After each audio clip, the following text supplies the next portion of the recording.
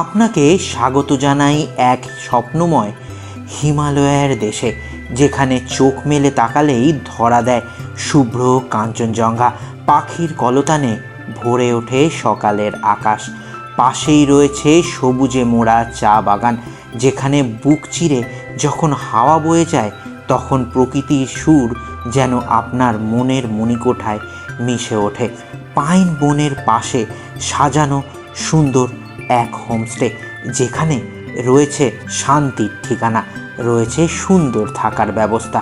এই হোমস্টের পাশেই রয়েছে রং বেরঙের ফুল। এখানকার অতিথি সেবায় আপনি পাবেন পাহাড়ি আতিথেয়তার ছোঁয়া, তাজা অর্গানিক স্থানীয় খাওয়ার মুখে লেগে থাকবে আপনার। প্রত্যেকটি কক্ষের পাশের বারান্দা থেকে দেখতে পাবেন দার্জিলিং শহর, কাঞ্চনজঙ্ঘার মনোমুগ্ধকর দৃশ্য, যেখানে রাত নামলেই মেঘের মধ্যে থেকে দার্জিলিং শহরের আলো যেন তারার মতো ঝলমল করে ওঠে। প্রকৃতি, শান্তি আর পাহাড়ের আলিঙ্গনে হারিয়ে যেতে চাইলে এই জায়গাটি হতে পারে আপনার পরবর্তী স্বর্গ সদৃশ্য গন্তব্য। ট্যুরিস্ট ডেস্টিনেশন চ্যানেলে সবাইকে স্বাগত। আমি ডক্টর মিঠুন। চলে এসেছি উত্তরবঙ্গের এক পাহাড়ি গ্রামে, যেই গ্রামে জল পান করলে আপনার রোগ সেরে যাবে, এই কথা স্থানীয়রা বিশ্বাস করেন। নিশ্চয়ই বুঝতে পারছেন কোন গ্রামের কথা বলছি। ঠিকই ধরেছেন, এই গ্রামের নাম দাওয়াই পানি। ট্যুরিস্ট ডেস্টিনেশনের এবারের গন্তব্য দাওয়াই পানি। দাওয়াই পানি যাওয়ার জন্য কলকাতা থেকে আপনারা ট্রেনে করে প্রথমে যেতে হবে এনজিপি। তার জন্য রয়েছে বন্দে ভারত এক্সপ্রেস, শতাব্দী এক্সপ্রেস, পদাতিক, দার্জিলিং মেল, কাঞ্চনকন্যা, কাঞ্চনজঙ্ঘা এক্সপ্রেস। আপনারা নিজেদের পছন্দ মতন ট্রেনে করে সকাল সকাল চলে আসুন নিউ জলপাইগুড়ি জাংশন স্টেশনে। 3 টায়ার এসির ভাড়া পড়বে মোটামুটি 1000 টাকা জনপ্রতি। আমরা এবারে দাওয়াই পানির ট্রিপ করছি ওয়ান্ডারটেল হলিডেজের সঙ্গে। নিউ জলপাইগুড়ি জাংশন স্টেশনের বাইরে বেরিয়েই দেখি ওনারা গাড়ি পাঠিয়ে দিয়েছিলেন। সেই গাড়ি এখন মহানন্দা অভয়ারণ্যের মাঝখান দিয়ে ছুটে চলেছে, আর ওয়ান্ডারটেল হলিডেজই যাবতীয় ব্যবস্থাপনা করে দিয়েছিল, গাড়ি, হোমস্টে, যাবতীয় কিছু।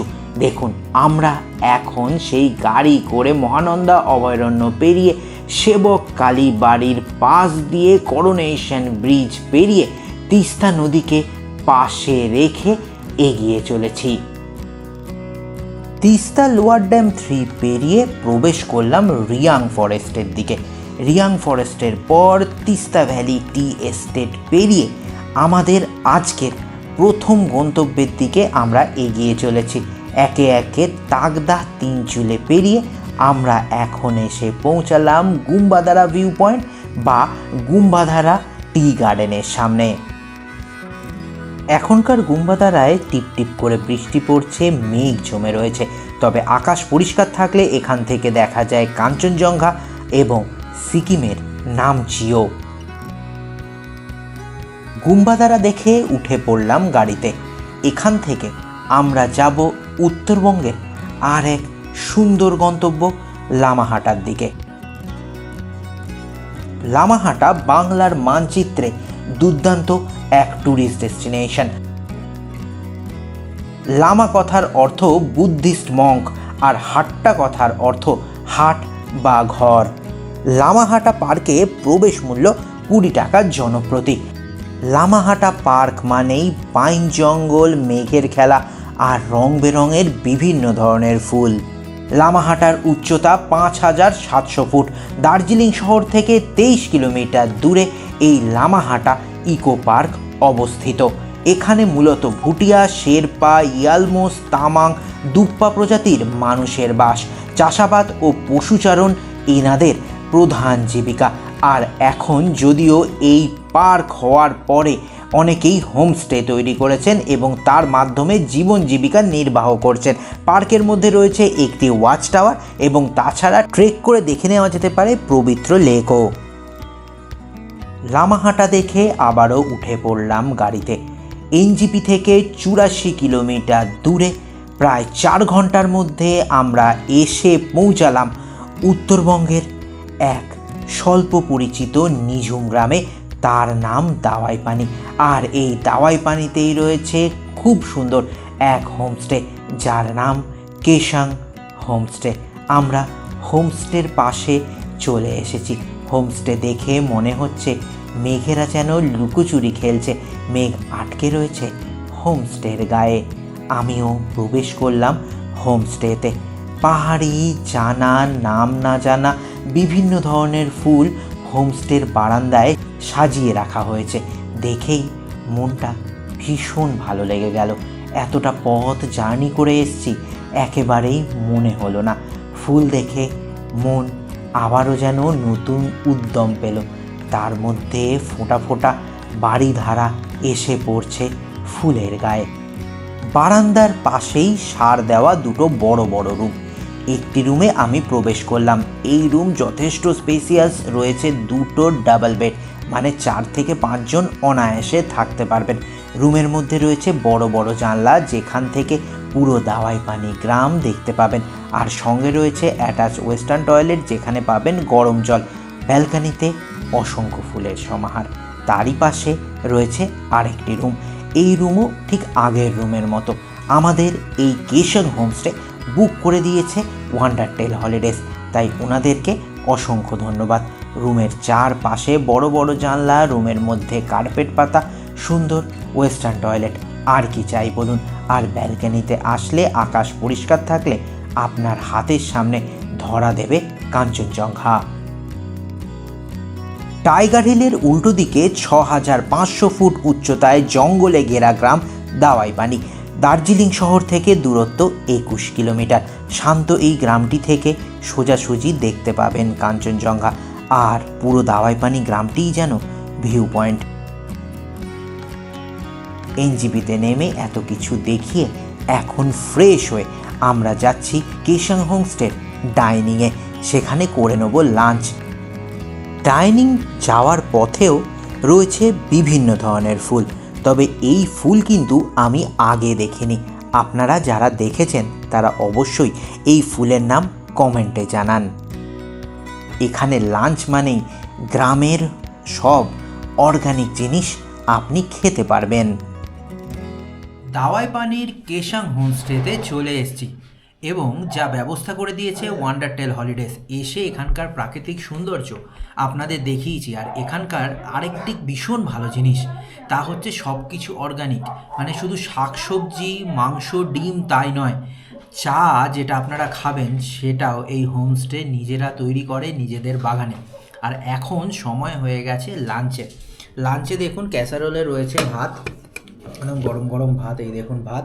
তাছাড়া কি কি রয়েছে, এই দেখুন গরম গরম আলু ভাজা, রয়েছে ডাল, স্কোয়াশ, একদম এটা তুলছিলে যখন দিদি আপনাদের দেখিয়েছি, আর নিজেদের ফার্মের চিকেন, আর এখানে রয়েছে পাঁপড়। দুটো জিনিস আপনাদের খাওয়া দেখাবো। এক হচ্ছে স্কোয়াশের শাক, আমরা আগেও খেয়েছি, ভীষণ মিষ্টি খেতে। দেখুন কীরকম গ্রিন, একেবারে টাটকা, মানে আধ ঘন্টা আগে তোলা হয়েছে, সেটা এখন খাবো।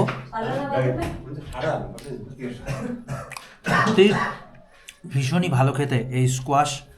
আর এইবার এখানকার নিজস্ব ফার্মের একটা চিকেন দেখাই। এই দেখুন চিকেন, নিজস্ব ফার্মের চিকেন, একটু টেস্ট করি।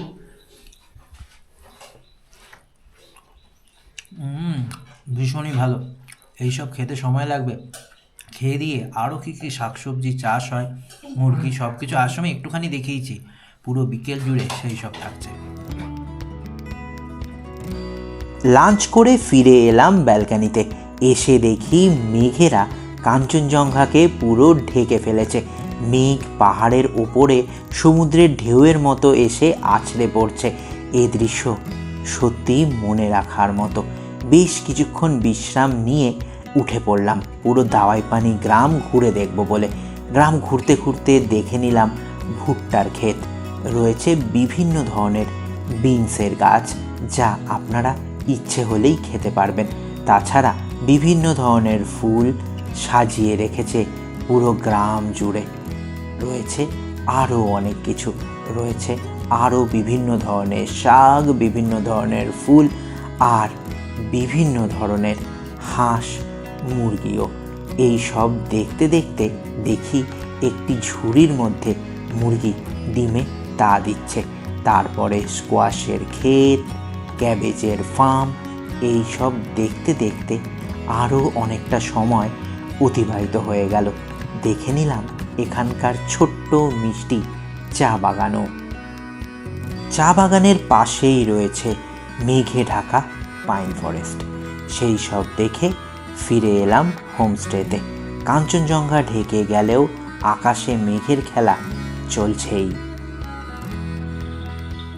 হঠাৎ করে মেঘের খেলা, আবার হঠাৎ করে আকাশ পরিষ্কার, এ এক অদ্ভুত দাওয়াই পানির সৌন্দর্য। এখন বিকেল গড়িয়ে সন্ধ্যের দিকে 6:30 বাজে, ঝুপ করে এবার অন্ধকার নামবে, আর তারই ফাঁকে চলে এসছে এই অনিয়ন পকোড়া বা পেঁয়াজি আর এই চা। আমি চায়ের এক চুমুক দিয়ে একটা বিশেষত্ব বলছি। আমি লাঞ্চের সময় আপনাদের বলেছিলাম না, সব কিছু এখানকার অর্গানিক, চাও কিন্তু অর্গানিক।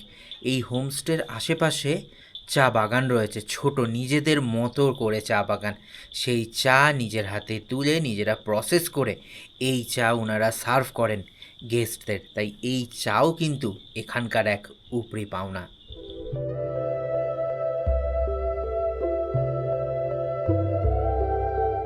দেখতে দেখতে অন্ধকার নেমে এলো। ফুলগুলো দেখে মনে হচ্ছে তারাও আস্তে আস্তে ঘুমের দেশে যাওয়ার জন্য প্রস্তুত হচ্ছে।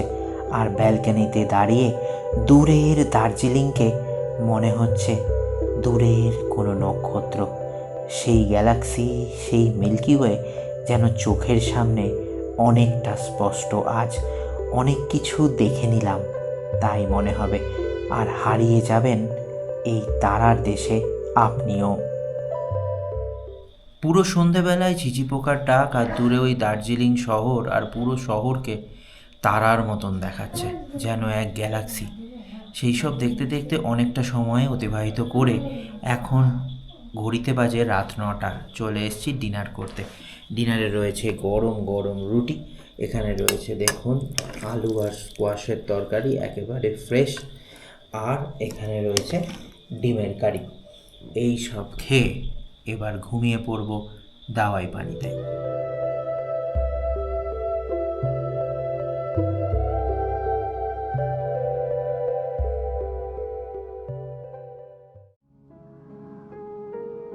সকালবেলা ঘুম থেকে উঠে জানলার পর্দা সরাতেই দেখতে পেলাম এই দৃশ্য, কাঞ্চনজঙ্ঘা।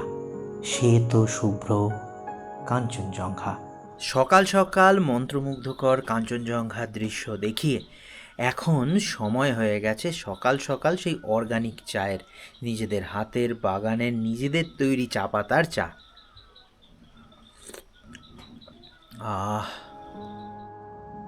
বারান্দায় বসতেই দূরের দার্জিলিং ধরা দিচ্ছে, আর সঙ্গে কাঞ্চনজঙ্ঘা। দাওয়াই পানির এই এক উপরি পাওনা।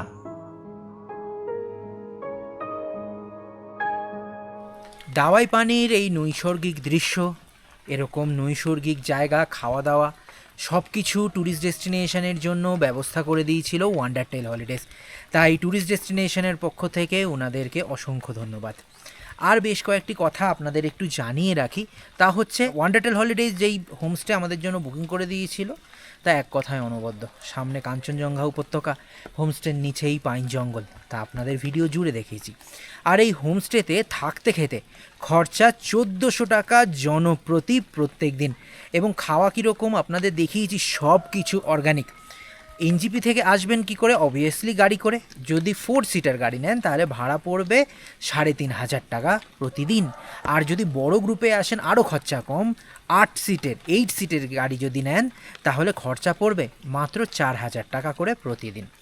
আরেকটি কথা, সেটা হচ্ছে যে এই হোমস্টে বুকিং হবে কি করে? দেখুন স্ক্রিনে এখন ফোন নাম্বার দেখতে পাচ্ছেন, এই ফোন নাম্বারে ফোন করলেই বুকিং হয়ে যাবে এই ওয়ান্ডারটেল হলিডেজের দাওয়াই পানির এই সুন্দর হোমস্টে।